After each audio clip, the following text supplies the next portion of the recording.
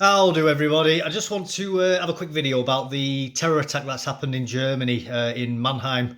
I think it's in the sort of like town, sort of open square. I think the Germans call it an Opernplatz in the town. I've not really prepared for this video, so um, it's just it's quite shocking, isn't it? Really, I mean, I don't.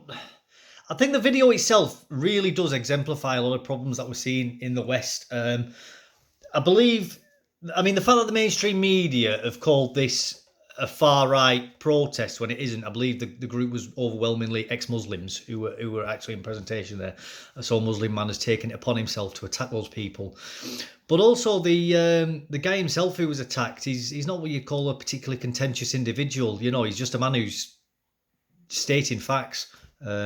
Government facts, by the way, German government statistics. He relays German government statistics. But another problem I think that is shown, and I think this shows this is, I think, although it's obviously a totally different force, I think it shows some of the problems that we're seeing here in Britain as well. It's when the terrorist attack itself happened, the male German police officer there who was at the live stream event, because it was being live streamed, and that's why it's caught on camera as well. So it happened in real time on the internet. The German officer then arrested one of the attendees of the groups, or tried to, and then he himself, the police officer, got stabbed in the neck by the actual attacker, because obviously it must be the white man who is the evil person and is causing the troubles. And that is exactly what will have come into that office. Now, I know a lot of people say, oh, well, there's all nuance and this was an attack that was happening. You don't know what's what. But it's the officer's automatic reaction was to go to the man he deemed to be far right and evil in his mind. I think it does show a real deep institutional issue that Germany's currently living through at the moment, where you have an obvious Algerian, I believe, Muslim with a knife in his hand, attacking multiple people, and then the police officer tries to arrest the white German man who's trying to subdue the attacker. Like, it's insane. It's actually crazy and insane. Like, and no rational person who would see that scenario where you have a group of people from a particular a political organisation doing a public speech, then suddenly it all kicks off, and there's one person there who stands out from the crowd. That is your combat indicator. That is probably the problem person right there in that scenario. But the police officer, no, he goes for the far right individual instead. It really, really does. It's like meme magic happening in real life. It's just absolutely crazy. I can't get my head around it. I think that really does sum up the problems that we're seeing. And we've seen it over here, obviously, with things like the grooming gang scandal, where the police were more concerned about arresting victims of Pakistani, Bangladeshi Muslim rape gangs because they didn't want to appear to be racist, and because they deemed that sacrificing young girls on the altar of diversity, equity and inclusion was far more important to public cohesion, because they didn't want to go into those communities and police them if it all kicked off, if they actually started arresting the men, because that's what they were more concerned about, being accused of being racist and it kicking off. And that's the problem. And that's the problem that we have in the West, is cowardice. And I've said this multiple times in other videos. We have got institutional cowardice. And again, that's what that police officer in Germany will have done. He'll have had his briefs before that this group is a bunch of...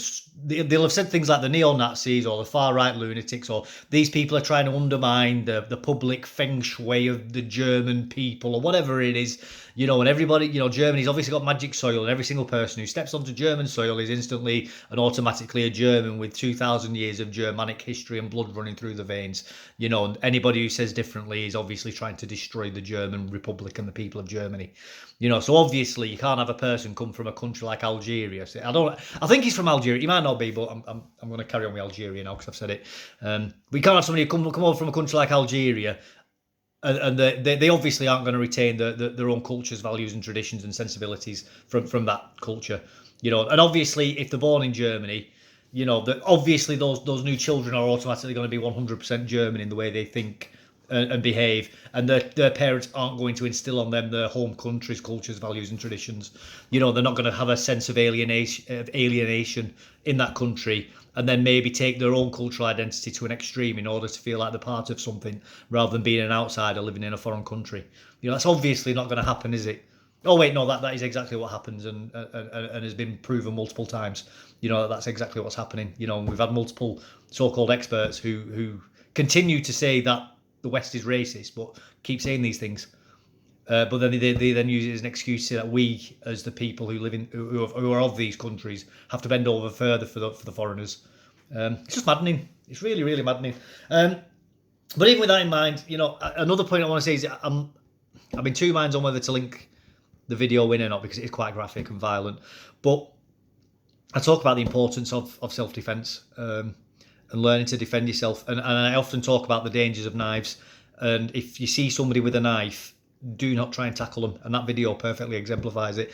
Putting a knife in somebody's hand is like giving somebody a black belt with 20 years of experience in training with a black belt. It is such a huge force multiplier. Like, you have got to, unless you have got a weapon in your hand as well. And this happened in, I think it was it? Oh, I can't remember. The London Bridge attack, where the guy got the narwhal tusk, and he managed to subdue the guy with a knife. It's only because he had what was effectively a spear to keep the guy away. And there was another one that happened in, I can't remember the name, it was like Market something in London. I can't remember the name of that place. But anyway, where again, there was guys using chairs as weapons to subdue the attackers. And it's only because they had those force multipliers to keep the attackers at bay. It's like a lion tamer like you imagine the old school picture where he's got a whip in one hand and he's got a chair in the other hand to keep the lion away, out of biting. I mean, it's obviously for sure because lions are trained, but it's like that. You're keeping by adding that, even if it's just a foot of length.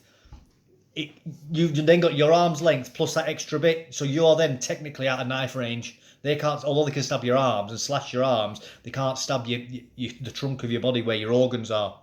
But if you have only got your hands to keep them away, that means they are within arm's reach, and they've got the arm reach plus the extra bit of the knife, so they technically can outrange you.